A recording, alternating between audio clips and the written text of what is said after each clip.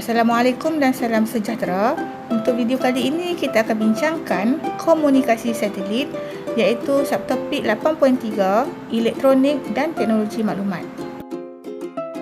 Objektif pembelajaran untuk tajuk ini adalah memerihalkan bagaimana sistem komunikasi satelit berfungsi, menyatakan kelebihan penggunaan satelit dalam penghantaran maklumat dan menyenaraikan aplikasi komunikasi satelit. Sebab ini kita akan membincangkan bagaimana sistem komunikasi satelit berfungsi. Pada hari ini kita menggunakan email, kita menggunakan WhatsApp, FB Live, Instagram, semua itu menggunakan komunikasi satelit. Jadi kita nak lihat hari ini bagaimana maklumat itu disampaikan kepada kita dan kita juga menyampaikan maklumat kepada orang lain dengan banyak dan cepat. Terdapat satelit segerak yang mana satelit ini berputar mengelilingi bumi. Satelit segerak ini kelihatan seperti tidak bergerak. Kerana apa? Kerana ia berputar dengan kelajuan yang sama dengan putaran bumi. Jadi di sini kita bincangkan bagaimana kita dapat menyebarkan maklumat dan bagaimana kita dapat menerima maklumat daripada orang lain pula dengan menggunakan komunikasi satelit. Okey, jika dapat dilihat di sebelah kanan terdapat stesen televisyen.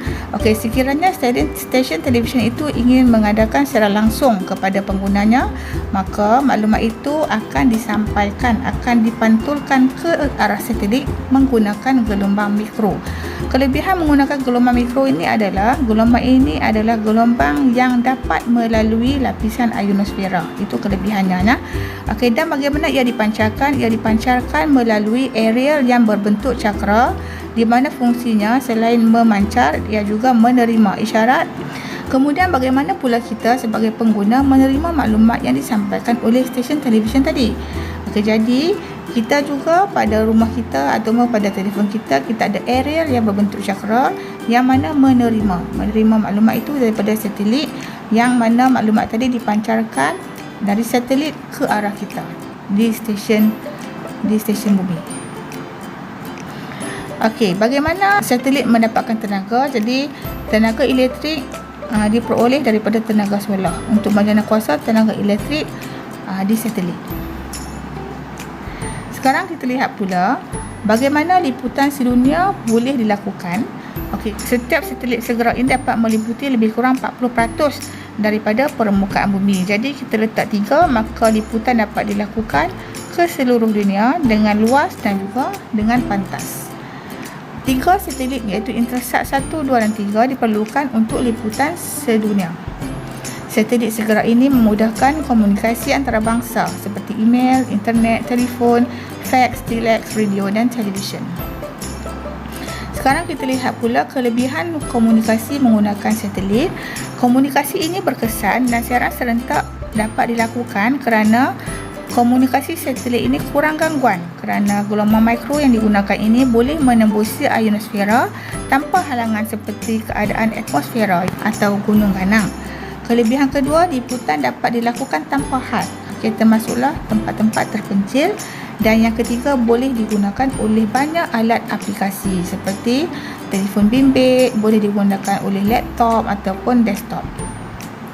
Okey, sekarang kita lihat pula kegunaan satelit selain daripada komunikasi. Okey, yang pertama, satelit pelayaran. Okey, digunakan dalam kereta, di dalam kapal dan juga di dalam kapal terbang. Okey, bahasa mudahnya GPS. Kita nak pergi ke sesuatu destinasi, kita dapat pergi dengan mudah dengan menggunakan teknologi GPS ini, yang mana maklumat itu terus dipancarkan ke satelit. Kegunaan kedua adalah satelit cuaca. Jadi ahli kaji cuaca dapat meramal cuaca esok hujan ke, esok panas ke, dan juga memberi amaran tentang ribut petir, tentang banjir ataupun tentang kejadian tsunami. Kemudian kita pergi kepada kegunaan ketiga, di mana satelit ini juga digunakan untuk mengesan bencana alam, tumpahan minyak atau bahan kimia, dan juga membantu nelayan untuk mencari tapak perikanan di mana ikan banyaklah untuk nelayan tangkap. Kemudian kegunaan seterusnya adalah satelit ketenteraan, di mana kegunaannya adalah untuk mengesan penceroboh dan mengumpul maklumat perzikan. Dan kegunaan terakhir adalah satelit saintifik, di mana pemerhatian saintifik juga menggunakan teknologi satelit. untuk memudahkan kajian sains. Semoga video ini bermanfaat. Sekian, terima kasih.